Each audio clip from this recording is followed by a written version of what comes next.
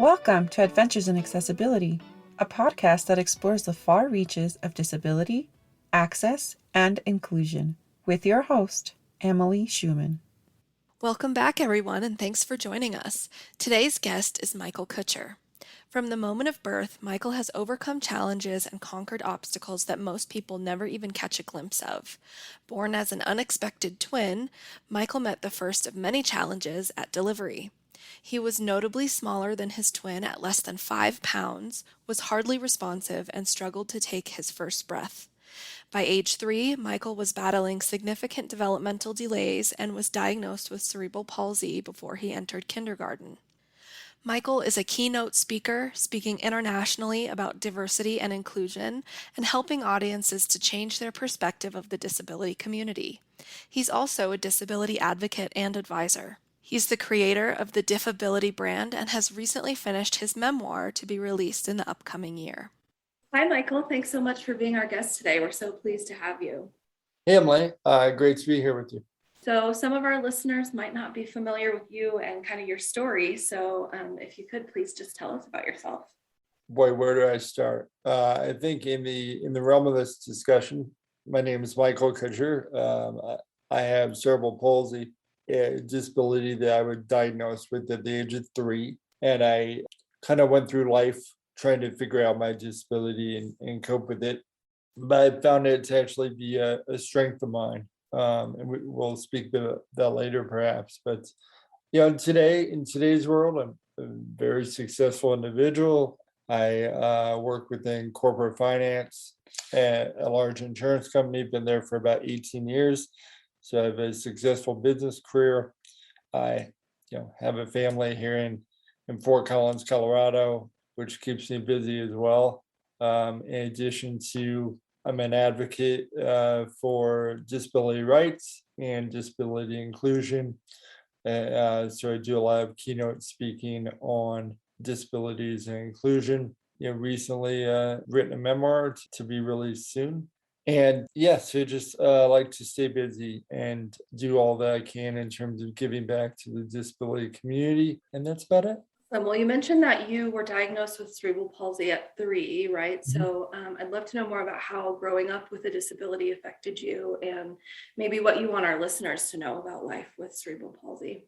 Yeah, so being diagnosed at the age of 3, back in 1978, when I was diagnosed, my mom was actually the one that realized that that I wasn't progressing and developing as much as my siblings were. And, I also have a twin brother, so it was very easy to see kind of side-by-side comparison.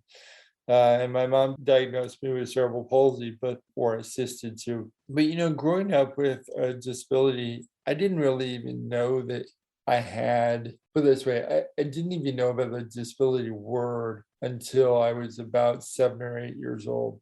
I knew that it was a little different than my twin, just because I wore glasses, I had to wear hearing aids, I had speech impediment, so I had to go to some physical therapy and some speech therapy. But I really didn't put the dots together to even assume that I had a quote unquote disability, and my family didn't treat me any different. So I'm very thankful for that. But obviously, I went through the typical childhood that most people do with a disability, and that's being teased on the playground and going through all of the ups and downs that you do with school and with other social aspects of your life, which I actually, now that I look back, I think that they only make us stronger. Yeah, that was kind of my, I was shielded, so to speak, or treated as an equal individual inside my household, but outside it was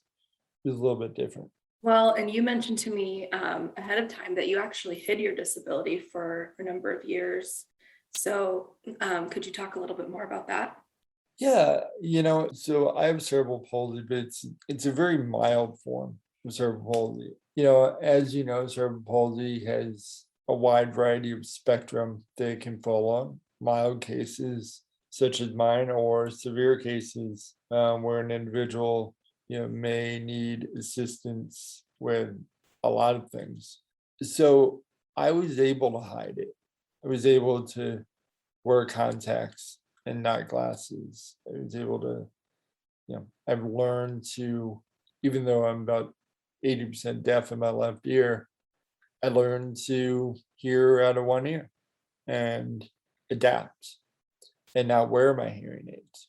I, did little things to hide my disability because I had the same social thoughts, societal views that a lot of people have. And, I'm not proud to say that I had some of those views, but I thought that, my friends would treat me different, that as I got older and into my career, I was afraid. I was afraid how my employer would treat me, whether it would stop me from advancing my career.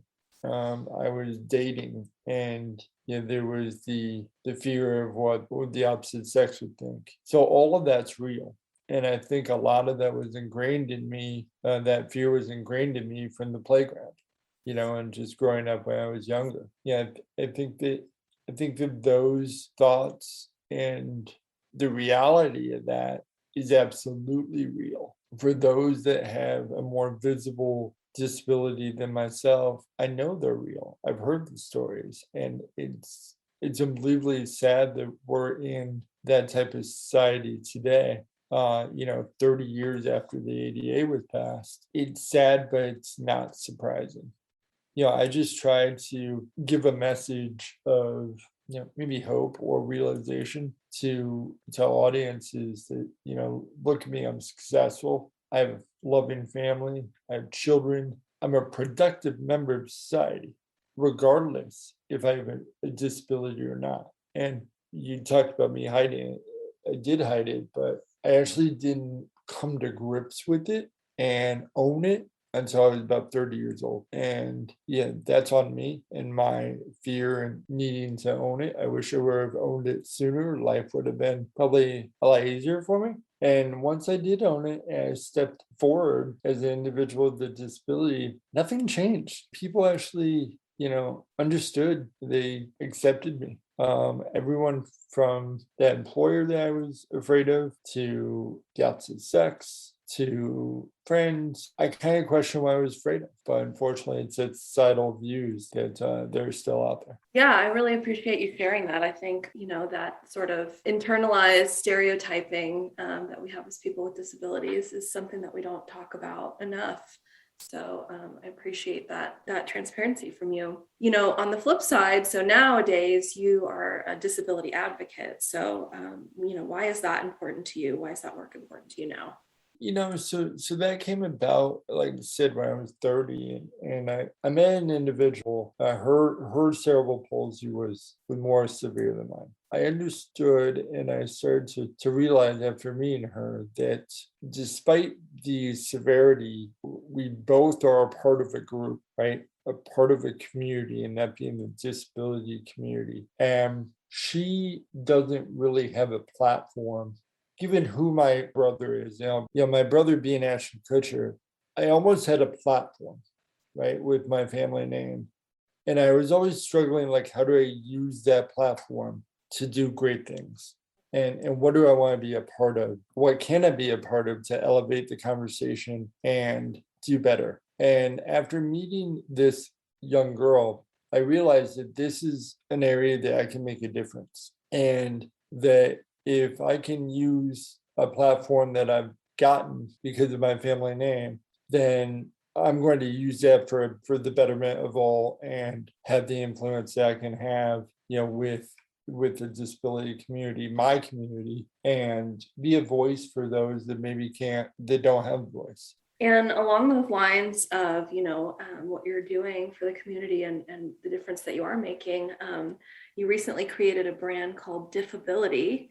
So I'd love to hear you talk about that and explain more about what the brand represents to you.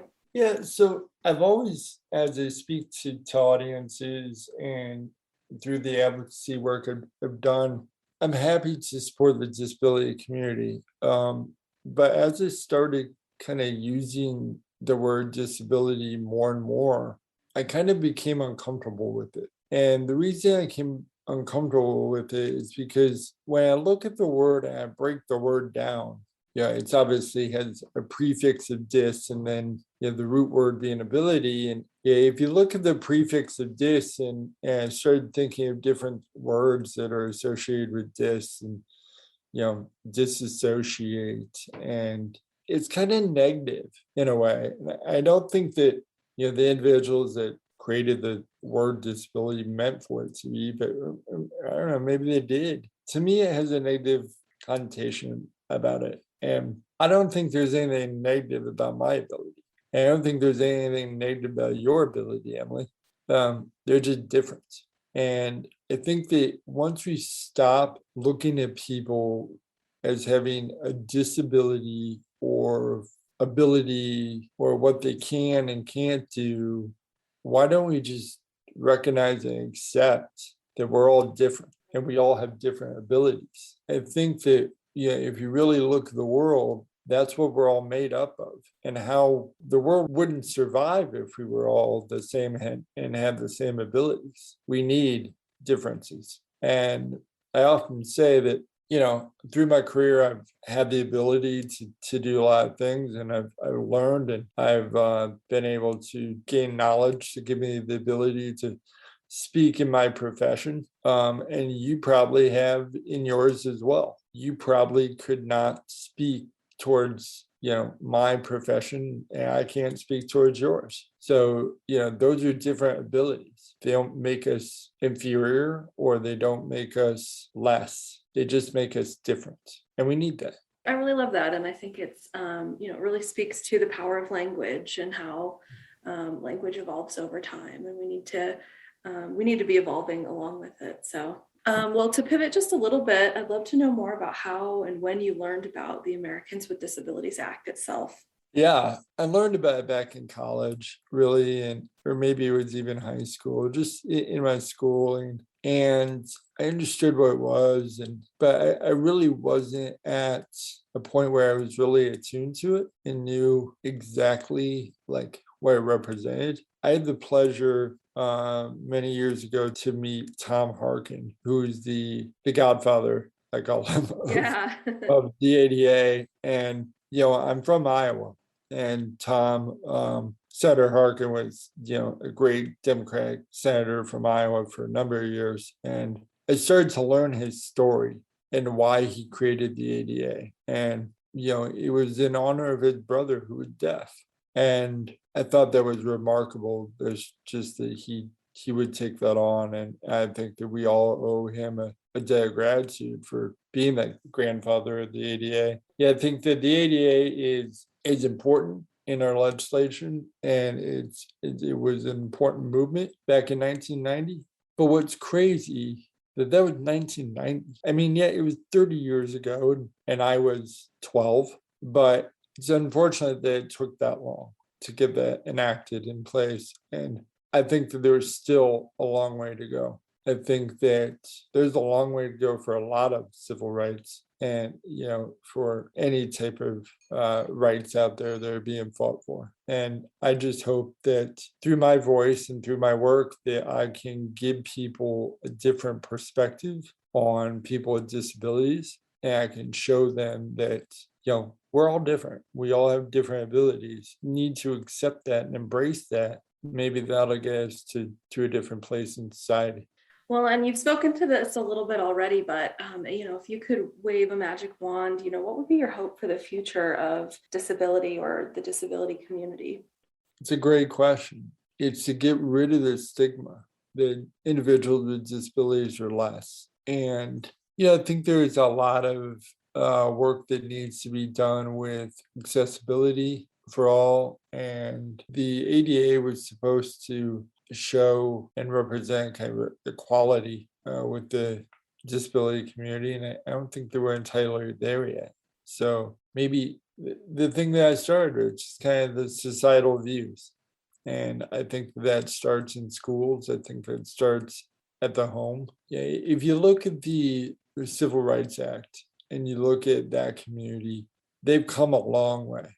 I think every generation kind of adapts, and every generation moves movements. because it starts in the schools and the homes. And I think that the disability community needs that time too, to kind of move with generations and acceptance. And I see a lot more acceptance in my kids' generation than I do even with my own. So I'm hoping that over time we can get there. So your website says that you are, quote, living proof that perseverance and unwavering positivity can surmount even the most seemingly impossible obstacles. So I'd love to know, if you can say more about that philosophy and what advice you'd have for listeners with disabilities. My whole story not only revolves around me growing up with a disability, but I had a life-saving heart transplant at age 13. So a lot of that perseverance and the odds that I've been up against is due to that. But there's a lot, with my disability that I've been up against too. And that goes back to me talking about being successful in my career and successful with my family. I think that for anyone out there holding back and hiding their disability, I hope that my message shows people and proves to people that your life is actually easier when you acknowledge who you are and that you accept who you are and you accept your abilities and you accept your diffabilities and what you may not be able to do due to limitations. Life becomes a lot easier, at least it did in my world. And I'm proud to speak to you today and tell you I have a disability and don't have any shame of it. And I think that there's a lot of people out there in the community that don't want to be a part of the community. I think that acceptance of yourself and who you truly are is so powerful and can help you through a lot of hurdles in life. Well, we're right about at the end of our questions here. Is there anything else you'd like to share with our listeners? Any questions we didn't get around to asking you? I appreciate the time, Emily. And, I think that your organization is very powerful. And, I appreciate everything that you do in teaching people about the ADA and being a resource for people with the ADA. I think that people need to take more steps towards learning more about the ADA and what it represents. And like I said, accepting their disability. And I just appreciate the opportunity to share my story. Yeah, absolutely. Well, where can our listeners go to get in touch with you, learn more about you, that type of thing? My website, michaelkutcher.com, or, I'm on all of the socials, Facebook, Twitter, Insta, all that stuff. So, all right. Thank you so much for being here. Thank you. I appreciate the time.